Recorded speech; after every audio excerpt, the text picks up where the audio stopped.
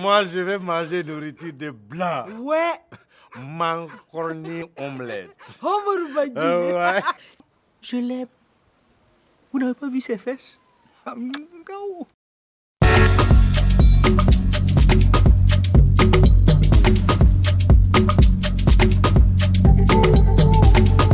Ouedraogo Rasmane, je suis cinéaste, réalisateur spécialisé en production, enseignant sur le cinéma, sur la production cinématographique audiovisuelle, le management. Pour être sincère, non, nous ne suivons pas le cinéma dans ses objectifs, nous ne suivons plus le rythme du cinéma malgré l'avènement du numérique qui était censé venir alléger les productions parce que au niveau des contenus, il y a beaucoup à redire. Au niveau de la maîtrise technique, il y a des choses à apporter. Donc nous avons du chemin à faire par rapport à notre passé glorieux, par rapport aux belles écritures qu'on a inscrites au nom du cinéma. Aujourd'hui, il faut l'avouer, nous traînons un peu le pied.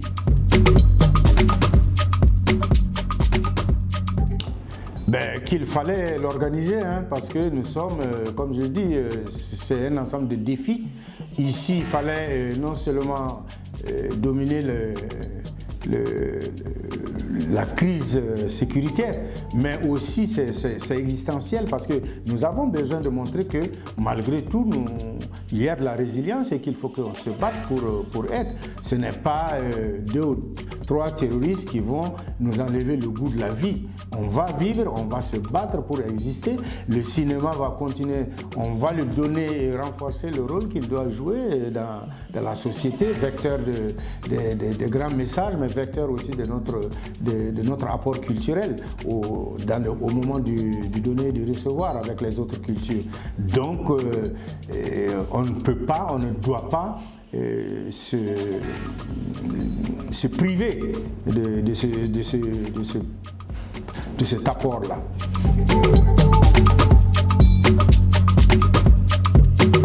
C'est un film que je salue beaucoup parce que quand on suit tout le cheminement, le processus de fabrication, d'abord une femme, deuxièmement qui s'est battue envers et contre tout. Parce que vous savez que, pour la petite histoire, ce film devait se faire au nord du Burkina Faso et il y a eu des menaces, l'armée ne pouvait plus assurer la sécurité de l'équipe de tournage, donc il fallait, pour rester fidèle à son scénario, pour rester fidèle à l'esprit du scénario, elle a été obligée de se déporter en Mauritanie, un terrain qu'elle ne connaît pas, un pays qu'elle ne connaissait pas. Donc elle est repartie en l'espace de 3 ou 4 mois pour découvrir le pays et installer et asseoir ses décors et son jeu. C'est pas facile, elle s'est battue, mais comme je l'ai dit, elle est assez professionnelle pour ne pas dire que forcément elle va avoir un prix. Le premier prix qu'elle a eu, c'est d'avoir fait ce film. Le premier prix qu'elle a eu, c'est d'avoir réussi à à traiter ce thème dans ce contexte un peu sécuritaire. Et bon, de toute manière, l'histoire a montré que même sans avoir eu le prix au FESPACO, avant le FESPACO, elle a engrangé de nombreux autres prix. Elle est aujourd'hui, si on cite parmi ceux dont le nom fait référence au dynamisme cinématographique au Burkina, son nom y figurera, ça c'est certain.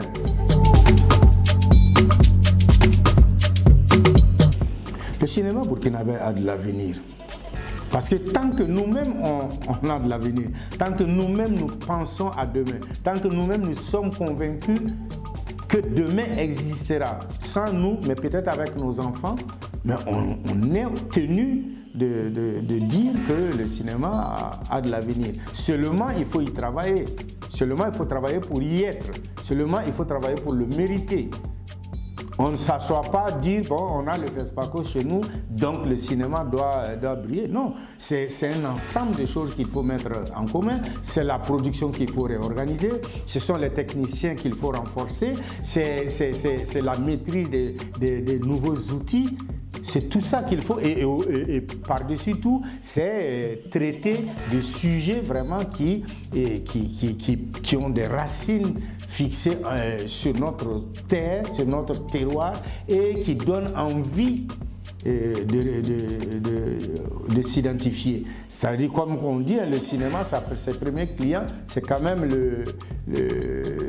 c'est le Burkina ici. Nos premiers clients, c'est le Burkina. Donc, il faut qu'on fasse des films qui vont plaire aussi aux Burkinabés. Donc, le cinéma burkinabé a de l'avenir, mais le cinéma burkinabé doit travailler pour mériter cet avenir-là, pour répondre aux enjeux et aux défis de demain. Parce que, comme on le dit, demain, c'est l'image. Demain, c'est le monde de l'image. Qu'on le veuille ou pas, l'image va nous gérer. Autant être de cette époque et autant apporter notre contribution. Sinon, on sera d'éternels consommateurs de l'image des autres. Et ça veut dire qu'on finira par ne même plus exister.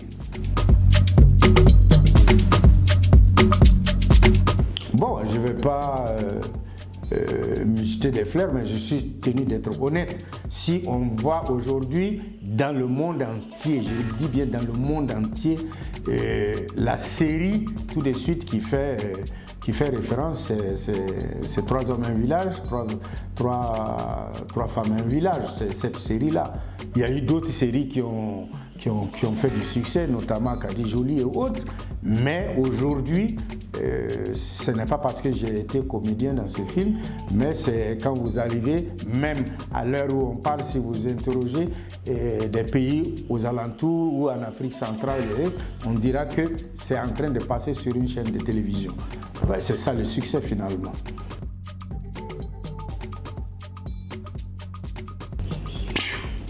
Il y en a beaucoup. Je peux vous citer Adangama, je peux vous citer La Nuit des Rois avec Philippe Lacotte. Adangama, c'était avec Nyambala de Côte d'Ivoire. J'ai joué dans La Promesse en Belgique. Voilà, ça continue. Et dernièrement, le dernier film, d'ailleurs, je l'ai fait qui s'appelle Mayuya. Je l'ai joué au Congo-Brazza. C'est le film de Yoka. Et ma fille était productrice sur ce film. Ça a réuni un ensemble de comédiens venant du Cameroun, du Gabon, du Congo, des îles. C'était vraiment un beau film qui, à sa sortie ici à Ouagadougou un jour, fera aussi salle comble, je suis sûr.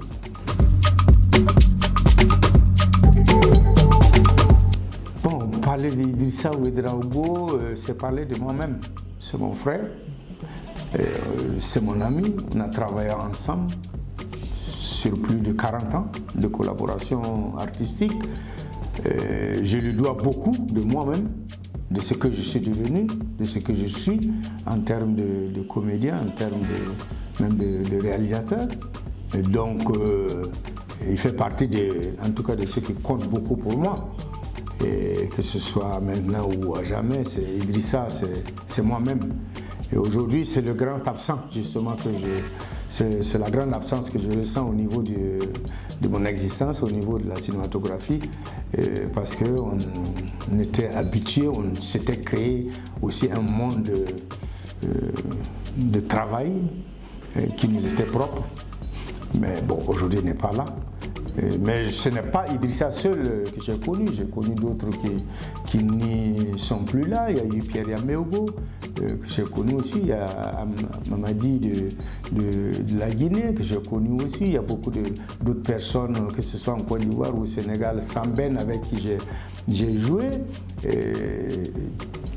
Et ça, c'était au Sénégal, dans son film Adangama, par exemple. Oui. Donc, il y a assez de personnages comme ça, que ce soit dans le monde des comédiens. J'évoque Joe Traoré, j'évoque Issaka Tombiano, qui était caméraman, directeur photo, le premier d'ailleurs au niveau du Burkina Faso. J'évoque Joseph Kaboré, Arlette, il y en a beaucoup. Il y en a beaucoup comme ça qui sont partis. Et là, je fais partie j'allais dire, des doyens, des anciens qui restent, avec l'espoir de vivre encore quelques années pour transmettre. Parce que c'est un peu ce que je fais dans cette classe, j'enseigne.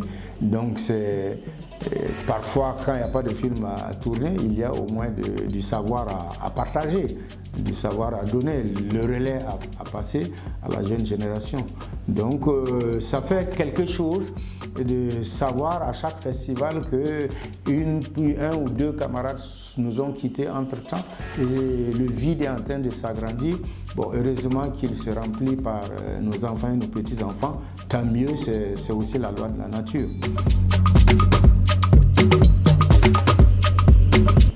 Ma meilleure et la plus belle des aventures, c'est Poco. Mon tout premier film de fiction, court-métrage réalisé justement par Idrissa dans les années, je crois, 78. Mais avant ça, je viens de Boquin, qui était un film d'étudiants, mais un film qui a eu du succès. Donc ça, c'est mes belles aventures parce qu'elles marquent un peu le moment où je mettais le pied dans la profession. Bien avant ça, j'ai eu à faire de la figuration, mais c'était aux côtés de Kouyaté Sotigui, l'immense acteur africain, dans un film qui s'appelait La rivière qui mange les yeux, qui traitait un peu de l'onchocercose, la maladie du sommeil. Mais ça, c'était, disons que je l'ai fait par volontarisme, comme ça, par envie simple. Je n'avais pas conscience tellement de là où je posais les pieds. Définitivement, c'est à l'INAFEC où on a commencé la formation à l'Institut africain d'éducation cinématographique qui était situé logé au niveau de l'université de Ouagadougou. C'est là que j'ai commencé et c'est là où je suis sorti avec la licence de réalisateur avant de basculer vers la production. Mais tu sais, moi je suis passé, parce que moi j'ai fait le bac B, qui n'existe plus. Bac B, économie et comptabilité. Donc avant d'aller à l'université, je suis sorti, parce que voulant aider ma famille aussi, je suis sorti aller travailler pour ne pas citer, à la Sovoda. Sovoda, société voltaïque de développement automobile à l'époque, c'est la maison comment il s'appelle, le Libanais là aujourd'hui. Bon, c'est ça. Mais ça, c'était quand j'avais autour de 18-19 ans. Donc j'ai travaillé là-bas pour me faire un peu de sous avant d'intégrer l'université où justement j'avais un grand frère à l'armée qui me donnait, je crois, 1500 francs par mois. C'est avec ça que je payais 500 francs ma maison et avec 1000 francs je vivais jusqu'au bac. J'ai eu le bac, je suis allé à l'université. D'abord, avant d'aller à l'université, nous, on avait été orientés en Roumanie pour aller faire l'économie. Donc, juste quelques temps avant d'y aller, il y a eu un tremblement de terre dans cette zone-là. Et on a été ramené encore à Ouagadougou. C'est comme ça que j'ai débarqué à l'université de Ouagadougou. Et puis, ne sachant nulle part où aller, j'ai vu une salle, je suis rentré, on me dit c'est de l'allemand, je me suis assis et j'ai dit je vais faire de l'allemand. Au bout de quelques heures de cours, je me rends compte que pas un seul mot je n'ai compris. Donc je dis, c'est pas ici que mon avenir va se tracer. Donc j'ai cherché, et puis un jour j'ai entendu qu'il y a une section là qui s'ouvre, il y a un établissement qui s'ouvre à l'université qui s'appelle INAFEC. pour la formation technicien en cinéma. Donc je suis parti, j'ai fait le test et ça a marché et je me suis inscrit. Donc honnêtement, je suis allé un peu par hasard pour me chercher comme on dit. Je ne suis pas allé par passion, je ne suis pas allé parce que mon père ou ma mère était déjà dans le métier. Je suis allé pour me chercher et en me cherchant, je me suis trouvé. Voilà, c'est comme ça que j'ai commencé à faire le cinéma et je crois que ça me porte bonheur aujourd'hui. En tout cas, maintenant je peux prétendre que je fais pour trouver du plaisir. Or, je ne faisais pas pour trouver du plaisir, je faisais pour résoudre des questions fondamentales, des questions existentielles. Et riba, je voulais manger.